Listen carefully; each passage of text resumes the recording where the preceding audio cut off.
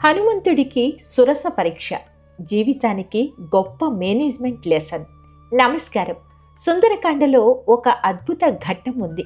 హనుమంతుడు సముద్రం దాటుతున్నప్పుడు ఎదురైన సురస పరీక్ష. ఇది కేవలం పురాణ కథ కాదు, మన జీవితానికి, మన కెరీర్కు, మన నిర్ణయాలకు మార్గదర్శకం. ఈరోజు ఆ ఘట్టం మనకు చెప్పే 4 గొప్ప లైఫ్ లెసన్స్ గురించి తెలుసుకుందాం.